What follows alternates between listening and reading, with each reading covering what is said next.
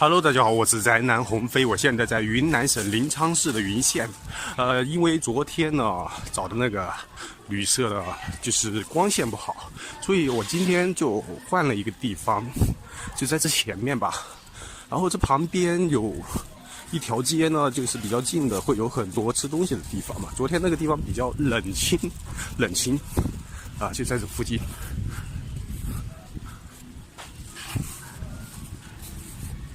哦，对，就这里，哦，不错嘛，比昨天看上去要强点。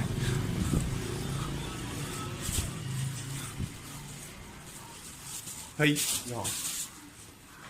你是刚刚登记的美团是那个对吧？对。好的，现在我们上去吧。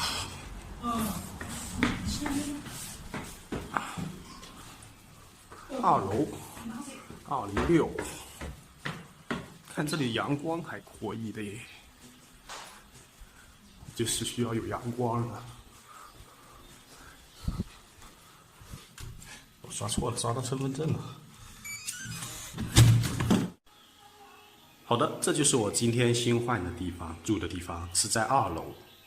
然后呢，这里是比昨天贵2块钱，48一天，也是独立卫生间，比昨天稍微小一点点，一张大床。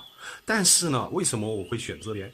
因为这里有个对外的窗子啊，然后对外呢，那个窗子外面有树啊，还有鸟叫声，我感觉挺安静。昨天的那个呢，它是在那种负1楼，就是它的窗子都是对内不对外的那种，很阴暗的感觉嘛。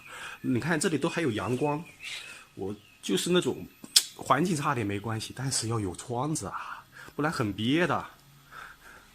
这里环境还可以的，48一天，我觉得不错。好的，今天视频就到这里，我是宅男鸿飞。喜欢我的视频可以关注我，有什么穷游一类的，就是想知道的也可以私信我。我们下个视频再见。